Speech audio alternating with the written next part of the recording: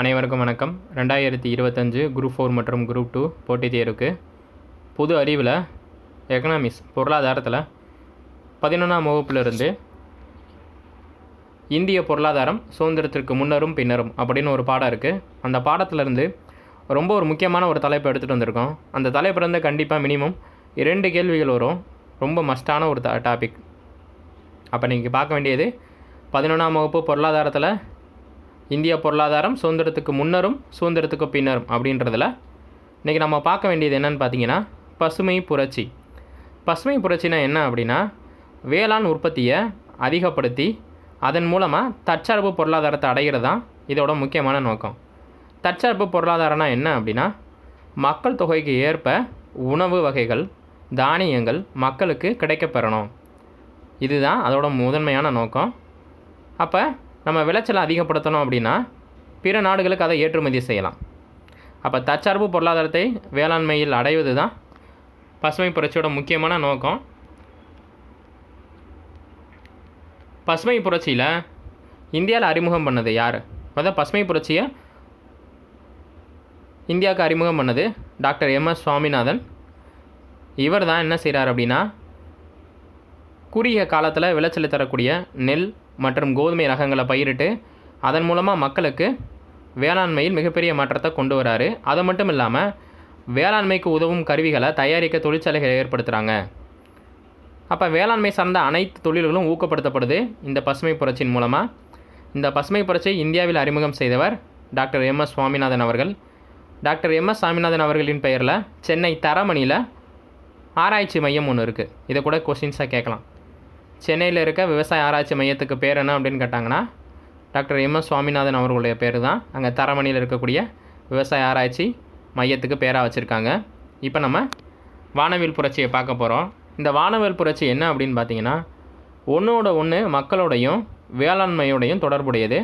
இதன் மூலமாக மக்களோட பொருளாதார நிலை எப்படி மேம்படுதுன்றதான் இந்த வீடியோவில் நம்ம பார்க்க போகிறோம்.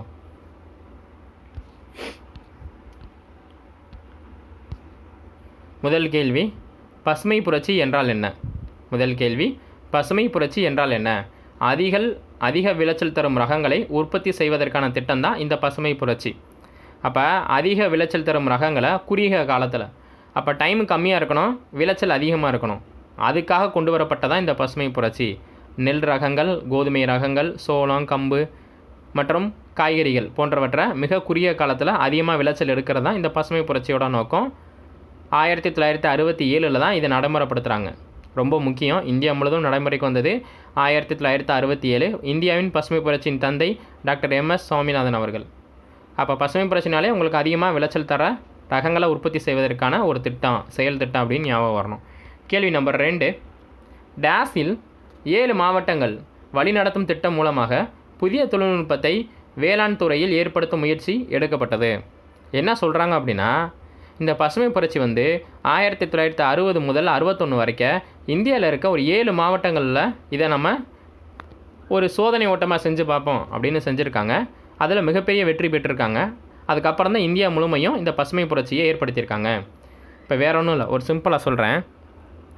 சொட்டு நீர் பாசனம் மிகப்பெரிய ஒரு மாற்றம் விவசாயத்தில். அப்போ இதன் மூலமாக என்ன கிடைக்குது அப்படின்னா தண்ணீர் வீணடிக்கப்படுவது தவிர்க்கப்படுது. புரியுதுங்களா? அதே மாதிரி நீர் ஏற்றும் இயந்திரம், மோட்டார் சிஸ்டம், இதன் மூலமாக கம்மியான டயத்தில் அதிக விளைநிலங்களுக்கு தண்ணீரை கொண்டு செல்ல முடியும். முக்கியமாக டிராக்டரு, அதோட பயன் அளப்பரியது. இப்படி எல்லா டெக்னாலஜியுமே அவங்க இந்த பசுமை புரட்சியின் மூலமாக தான் கொண்டு வந்திருக்காங்க. அப்போ கேள்வி நம்பர் 2 அதுதான் சொல்ல வராங்க. 1960 மற்றும் 61 7 மாவட்டங்களில் வழிநடத்தும் திட்டம் மூலமாக புதிய தொழில்நுட்பத்தை வேளாண் துறையில் ஏற்படுத்தும் முயற்சியாக இந்த பசுமை புரட்சி எடுக்கப்பட்டது. 3வது கேள்வி, இப்படிப்பட்ட பசுமை புரட்சியோட சாதனைகள் என்ன? புதுமையான யுத்திகள், பெரிய சாதனைகள், முதன்மை பயிரான கோதுமை மற்றும் நெல் போன்ற பயிர்களின் உற்பத்தியை பன்மடங்காக பெருக்கியது. நான் ஒன்லைன் அப்பயே சொல்லிட்டேன். அதிகமான விளைச்சல் தரும் நெல் கோதுமை ரகங்களை பன்மடங்கு பெருக்கணும். ஏன்னா மக்கள் தொகை கூடிக்கிட்டே இருக்குது. புரியுதுங்களா? அப்போ மக்கள் தொகை கூடும்போது அதற்கு சமமாக உணவுப் பொருட்கள் கிடைக்கணும். அப்படி கிடைக்காம விட்டுச்சுன்னா வறுமை ஏற்படும். அந்த வறுமையை தடுக்கிறதுக்காகவும் வேளாண் துறையில் இருக்க குறைகளை தீர்க்கிறதுக்காகவும் தான் இந்த பசுமை புரட்சி ஏற்படுத்தப்பட்டது. இது பாயிண்ட் நம்பர் 1. அப்போ ஃபஸ்ட் பாயிண்ட் என்னென்னா புதுமையான யுத்திகளை பயன்படுத்தி அதிக விளைச்சல் தரும் நெல் கோதுமை போன்ற பயிர்களை அதிகமாக பன்மடங்கு பெருக்கிறதான் முதல் எய்மு. செகண்டு பாருங்கள், அதிக விளைச்சல் தரக்கூடிய கோதுமை, நெல், மக்காச்சோளம், சோளம் போன்ற பயிர்களுக்கு மட்டுமே பசுமை புரட்சி முக்கியத்துவம் கொடுத்தது. ஆமாம், ஒரு எல்லாத்துக்கும் முக்கியத்துவம் கொடுத்தாங்க. ஆனால் எதில் ரொம்ப ஸ்பெசிஃபையாக ரொம்ப அதிகமான முக்கியத்துவம் எதுக்கு கொடுத்தாங்கன்னா இந்த 4க்கு தான். நெல், கோதுமை, மக்காச்சோளம், சோளம், இதுக்கு தான் அதிகமான இம்பார்ட்டன்ட் கொடுத்துருக்காங்க. ஞாபகம் வச்சுக்கோங்க. அடுத்து வணிக பயிர்கள். வணிக பயிரை பணப்பயிர்னு சொல்லலாம். கரும்பு, பருத்தி, சணல், எண்ணெய் வித்துக்கள், உருளைக்கிழங்கு போன்றவற்றின் உற்பத்தியை அதிகரிக்க உதவியது. அப்போ நல்லா கவனித்து பார்க்கணும். வணிக பயிர்களான கரும்பு, பருத்தி, சணல், எண்ணெய் வித்துக்கள், உருளைக்கிழங்கு போன்றவற்றோட உற்பத்தியை அதிகப்படுத்துறதோட இது அடுத்த நோக்கம். அப்போ ஃபஸ்ட்டு என்ன சொன்னால், கோதுமை, நெல், சோளம், மக்காச்சோள உற்பத்தி அதிகப்படுத்தணும். அடுத்த பணப்பயிரான கரும்பு, பருத்தி, எண்ணெய் வித்துக்கள், சோளம், சணல் இதோட உற்பத்தியை அதிகப்படுத்தணும்னு சொல்கிறாங்க. அடுத்து சிறந்த விதைகள் மூலமாக அனைத்து பயிர்களின் உற்பத்தி திறனும் பெருகியது. சிறந்த விதைகள் மூலமாக அனைத்து பயிரோட உற்பத்தியும் ஒரே மாதிரியாக பெருக்க வைக்கிறது. அடுத்த பாயிண்ட்டு, வேளாண்மைக்கு தேவையான கருவிகளான டிராக்டர், இயந்திரங்கள், கதிரடிப்பான் மற்றும் நீரேற்றும் இயந்திரங்கள் போன்றவற்றை உற்பத்தி செய்யும் தொழில்கள் வளர்வதற்கு இது காரணமாக அமைந்தது. அப்போ விவசாயம் நல்லபடியாக நடந்தால் தான் அந்த விவசாயம் சார்ந்த தொழில்கள் அனைத்துமே ரொம்ப தெளிவாக நடக்கும். அப்போ விவசாயத்துக்கு உதவக்கூடிய இந்த டிராக்டரு, களை வெட்டும் இயந்திரம், நீர் ஏற்றும் இயந்திரம், இந்த எல்லா ஃபேக்ட்ரியும் வளர்கிறதுக்கு இந்த பசுமை புரட்சி ஒரு முக்கியமாக காரணமாக இருந்திருக்கு அப்படின்றாங்க.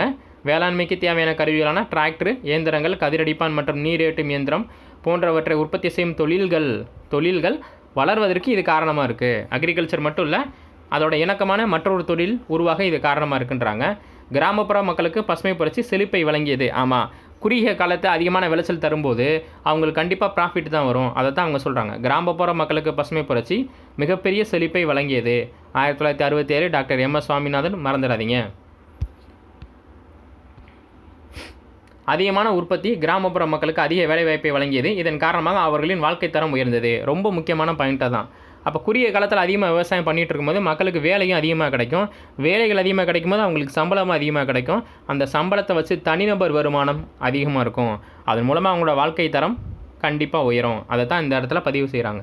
அப்போ அதிகமான உற்பத்தி கிராமப்புற மக்களுக்கு அதிக வேலைவாய்ப்பை வழங்கியது. அதன் காரணமாக அவங்க வாழ்க்கை தரம் கண்டிப்பாக என்ன செஞ்சுருக்கு, உயர்ந்திருக்கு. அடுத்து ரொம்ப முக்கியமானது, அப்போ இந்த விவசாயம் செய்கிறதுக்கு ஒரு சில கூட்டுறவு வங்கியில் நம்ம கடன் வாங்கலாம்ல, அதான் அந்த பாயிண்ட்டு. வங்கிகள் மற்றும் கூட்டுறவு வங்கிகள் மூலமாக நிதி ஆதாரங்கள் வழங்கப்பட்டன. இந்த வங்கிகள் விவசாயிகளுக்கு எளிமையான முறையில் கடன்களை வழங்கியது. அப்போ நம்ம குறுகிய கால பயிரிடும்போது கண்டிப்பாக ஒரு இன்வெஸ்ட்மெண்ட் வேணும். அந்த இன்வெஸ்ட்மெண்ட்டை பேங்க்கை என்ன செய்தான், லோனாக கொடுக்குறாங்க. அந்த லோன் ரொம்ப ஈஸியாக கிடைக்கிற மாதிரி அதுக்கான வழிவகையும் செஞ்சிடுறாங்க. இவ்வளோ தான் முடிஞ்சு போச்சு. அப்போ வங்கிகள் மற்றும் கூட்டுறவு வங்கிகள் மூலமாக கடன்கள் எளிமைப்படுத்தப்பட்டன பசுமை புரட்சியின் மூலமாக. இவ்வளோ தான் அந்த பாயிண்ட்டு. அப்போ இந்த 5 பாயிண்ட்டை மட்டும் ரொம்ப தெளிவாக ஞாபகம் வச்சுக்கணும். ஃபஸ்ட்டு என்ன சொன்னோம், கோதுமை, நெல், சோளம், மக்காச்சோளம் அதிகப்படுத்தணும். அடுத்து என்ன சொன்னோம், அனைத்து விதைகளையும் திறன்களை பெருக்கி வளர்ச்சிக்கு கொண்டு போகணும். 3வது என்ன சொன்னோம், வணிகப்பயிர், பருத்தி, சணல் போன்றவற்றை உற்பத்தியை பெருக்கணும்.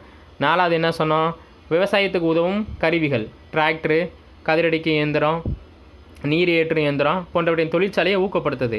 அடுத்து என்ன சொன்னால், இது கிராமப்புற மக்களுக்கு செழிப்பை கொடுக்குது. அந்த செழிப்பின் மூலமாக கிராமப்புற மக்களுக்கு வருவாய் ஏற்படுது. அந்த வருவாய் மூலமாக மக்களின் வாழ்க்கை தரம் உயருது. லாஸ்ட் என்ன சொன்னோம், அவங்களுக்கு அந்த அக்ரிகல்ச்சரை மேற்கொண்டு பெருசாக செய்கிறதுக்கான கடன்கள் எளிமைப்படுத்தப்பட்டன பசுமை புரட்சி மூலமாக. இவ்வளோ தான் இதில் இருக்க பாயிண்ட்டு. ரொம்ப முக்கியமானது, எல்லாம் ஞாபகம் வச்சுக்கோங்க. இப்போ நம்ம முக்கியமான பாயிண்ட்டுக்கு வரப்போகிறோம். வானவில் புரட்சி. அதுக்குள்ள ஒரு சப்டிவிஷன், வானவில் புரட்சி. வானவில் புரட்சியில் ஃபஸ்ட்டு பசுமை புரட்சி என்பது உணவு தானிய உற்பத்தியை குறிக்கும். அப்போ பசுமை புரட்சின்றது உணவு தானிய உற்பத்தியை குறிக்கும். வெண்மை புரட்சின்றது பாலை குறிக்கும். அப்போ ஒரு நாட்டில் பால் உற்பத்திக்கு என்ன அவங்க ஒரு கோடு வைக்கிறாங்கன்னா வெண்மை புரட்சி. அப்போ வெண்மை புரட்சியில் நம்ம தற்சார்பு அடைஞ்சிட்டோன்னா பிற நாட்டுக்கு அதை என்ன செய்யலாம், ஏற்றுமதி செய்யலாம் அப்படின்றாங்க. இப்போ ஒரு மாநிலத்தில் அதிகமான பால் உற்பத்தி செஞ்சாங்கன்னா அண்டை மாநிலத்துக்கு அதை நம்ம அதிகமாக கொடுக்கும்போது நமக்கு அது வருவாய் அதிகமாக வரும்ல. அப்போ பசுமை புரட்சி உணவு தானிய உற்பத்தியை குறிக்கக்கூடியது, வெண்மை புரட்சி பால் உற்பத்தியை குறிக்கக்கூடியது, நீல புரட்சி மீன் உற்பத்தியை குறிக்கக்கூடியது, மஞ்சள் புரட்சி எண்ணெய் வித்துக்கள் குறிக்கக்கூடிய ஒரு புரட்சி. அப்போ மஞ்சள் புரட்சி என்பது எண்ணெய் வித்துக்களோட உற்பத்தி, தங்க புரட்சி ஆப்பிள் மற்றும் பழங்களோட புரட்சியை குறிக்கக்கூடியது. இதில் ரொம்ப முக்கியமானது பின்னாடி நான் டீட்டெயிலாக சொல்கிறேன். பசுமை புரட்சி உணவு தானிய உற்பத்தி, வெண்மை புரட்சி பால் உற்பத்தி, நீல புரட்சி மீன் உற்பத்தி, மஞ்சள் புரட்சி எண்ணெய் வித்துக்கள் புரட்சி. எண்ணெய் வித்துக்கள் ரொம்ப சிம்பிள். சூரியகாந்தி எண்ணெய், கடலெண்ணெய், நல்லெண்ணெய், வேப்பெண்ணெய் போன்ற உற்பத்தியை பெருக்கும்போது தான் அதை சார்ந்த தொழில்கள் வளரும். அடுத்து தங்க புரட்சி ஆப்பிள்கள் பழங்களுக்கான உற்பத்தி. கருப்பு புரட்சி ரூபாய்க்கு வர ரூ, நல்லா ஞாபகம் வச்சுக்கோங்க. கருப்பு புரட்சி ரூபாய்க்கு வர ரூ. இப்போ கருப்பு புரட்சினா பெட்ரோலிய உற்பத்தி. வெள்ளி புரட்சி, வெள்ளினா முட்டை, வெள்ளிக்கிழமை முட்டை சாப்பிட மாட்டோம், ஈஸியாக கோடு வட ஞாபகம் வச்சுக்கோங்க. அப்போ வெள்ளி புரட்சினா முட்டை உற்பத்திகள். வட்ட புரட்சினா உருளைக்கிழங்கு புரட்சி, உருளைக்கிழங்கு உற்பத்தி செய்கிறது. சிவப்பு புரட்சினா இறைச்சி மற்றும் தக்காளி உற்பத்தி செய்தல். அப்போ அதிகமான இறைச்சி மற்றும் தக்காளி உற்பத்தி செய்வது என்ன புரட்சின்னு அழைக்கப்படுது? சிவப்பு புரட்சி. சாம்பல் புரட்சி அப்படின்னா உரங்கள் உற்பத்தியை மேம்படுத்துறது. அப்போ உரங்கள் அதிகமாக உற்பத்தி பண்ணால் தான் வேற ஒன்றும் இல்லை, என்பிகே நைட்ரசன், பாஸ்பரஸ், பொட்டாசு இது மூணையும் அதிகமாக நம்ம ப்ரொடியூஸ் பண்ணணும். அப்படி ப்ரொடியூஸ் பண்ணால் தான் தாவரங்களுக்கு முதன்மையான ஊட்டச்சத்து இந்த 3 தான். அப்போ அதிகமாக விவசாயம் செய்யும்போது நம்மளுக்கு அதிகமான உர உற்பத்தி தேவைப்படும். அதுக்கு தான் அவங்க என்ன கோல் லைன் வைக்கிறாங்கன்னா சாம்பல் புரட்சி.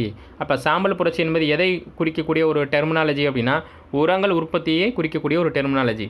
அடுத்து இளஞ்சிவப்பு புரட்சினா இறால் உற்பத்தி. வெறும் சிவப்பு அப்படின்னா நல்லா கவனிச்சுக்கணும். வெறும் சிவப்புனா இறைச்சி, தக்காளி. இங்கே இளஞ்சிவப்புனா இறால். அப்போ இளஞ்சிவப்பு புரட்சி எதை குறிக்குது? இறால் உற்பத்தியை குறிக்கக்கூடியது.